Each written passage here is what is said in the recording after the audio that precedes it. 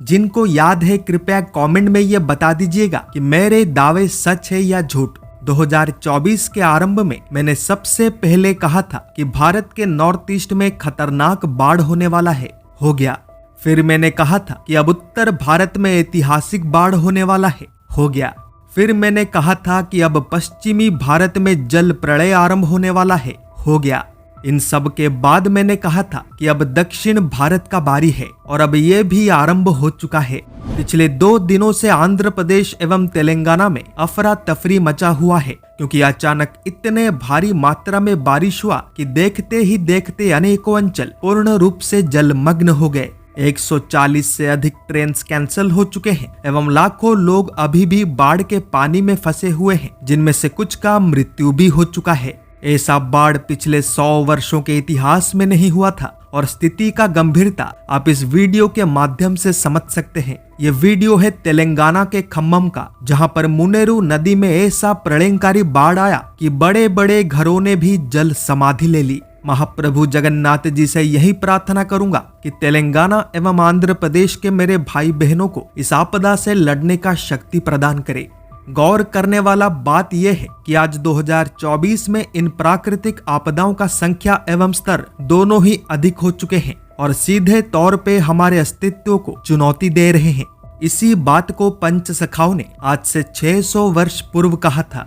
भविष्य मालिका के एक प्रसिद्ध ग्रंथ आगत भविष्य या इंद्र गोविंद गीता के पेज नंबर 40 एवं 41 में संत गुरु जगन्नाथ दास जी ने कहा था कि एथि भितरे ए होइब गड़ काहारी न रहिब कूलमूल 24 अंक गुपत मारुणी ठाबे ठाबे काताल हेबे सुनी। अर्थ इसी के अंदर विनाश आरंभ होगा, सबका अहंकार चकनाचूर हो जाएगा, 24 अंक में गुप्त मृत्यु शुरू हो जाएगा, मनुष्य जाति भय एवं आतंक के कारण कांप उठेगा। इस भविष्यवाणी के अनुसार ओडिशा के छतिया धाम का 24 अंक यानी अप्रैल 2024 से अप्रैल 2025 के समय काल में समस्त पृथ्वी पर गुप्त मृत्यु आरंभ हो जाएगा। गुप्त मृत्यु यानी एक व्यक्ति क्यों मरा, कैसे मरा, कहाँ मरा, किसी को कुछ पता नहीं चल पाएगा। प्रश्न है कि क्या आज ऐसा नहीं हो रहा?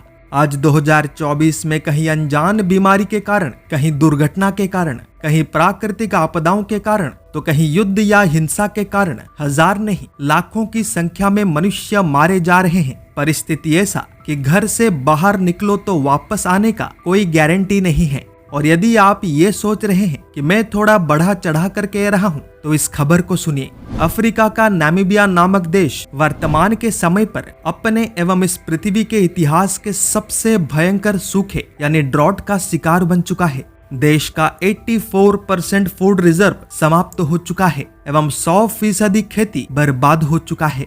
छोटे छोटे बच्चे मैल न्यूट्रिशन के कारण विकलांग पैदा हो रहे हैं। अभी तक 30,000 से भी अधिक बच्चे, जवान एवं वृद्ध लोगों का मृत्यु हो चुका है। अनेकों अंचलों में मनुष्य अन्य मनुष्यों को मारकर खाने का प्रयास कर रहे हैं। गाय, बैल, भेड़, बकरी, मुर्गी, सुअर का संख्या शून्य हो चुका है, क्योंकि सभी लाइफ स्टॉक मनुष्यों का भोजन बन चुके हैं। परिस्थिति नियंत्रण से बाहर जाता देख अब नामीबिया के सरकार ने अपने देश में निवास करने वाले 723 जंगली जानवरों की हत्या करने का निर्देश जारी कर दिया है, ताकि उनके मांस को खाद्य अभाव से पीड़ित लोग खाकर जीवित बच सके। परंतु नामीबिया में हुआ यह ऐतिहासिक सूखा संपूर्ण मनुष्य जाति के लिए बड़े संकट का कारण बन सकता है। मैं बात कर रहा हूँ जूनोटिक डिजीजेस का, यानी जानवरों से मनुष्यों में फैलने वाले बीमारियों का, जैसे कि swine flu, bird flu, corona virus इत्यादि। यदि नामीबिया अपने 723 जंगली जानवरों को मारकर अपने 1.4 मिलियन पॉपुलेशन को उनका मांस खिलाएगा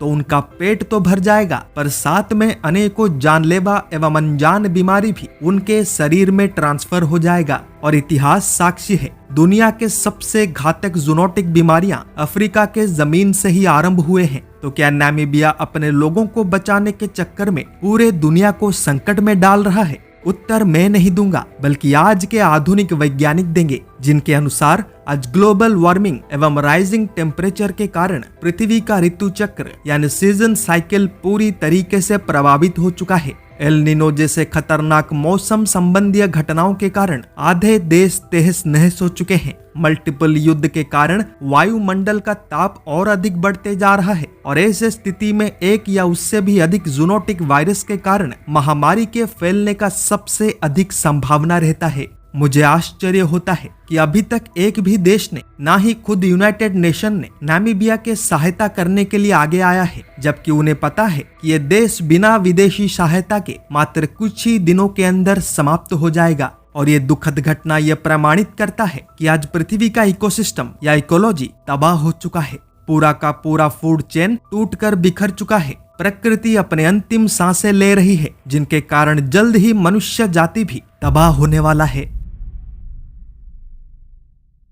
इमेजिनेशन एवं रियलिटी में जमीन आसमान का फर्क है। 2013 से पहले हम कलयुग के अंत को केवल इमेजिन करते थे, परंतु आज 2024 में यही अंत रियलिटी बन चुका है। अंग्रेजी में कहते हैं ए पॉइंट ऑफ नो रिटर्न, यानी एक ऐसा स्थिति जहां से वापस आना संभव नहीं। और आज ह्यूमन सिविलाइजेशन इसी असंभव रास्ते पर ही चल रहा है। भविष्य मालिका के इंद्र गोविंद गीता नामक ग्रंथ में संत गुरु जगन्नाथ दास जी ने उस वार्तालाप को प्रकाशित किया है जो कि भगवान श्री कृष्ण एवं इंद्र देवता के बीच हुआ था। उसी वार्तालाप के दौरान श्री कृष्ण इंद्रदेव जी से कहते हैं कि 24 अंक भितरे हो जानो, भैरवी डाकिबो निशा अर्धेण, से डाको शुभिब जाजपुर को, बिरजाई जीव ब्रह्म स्थल को।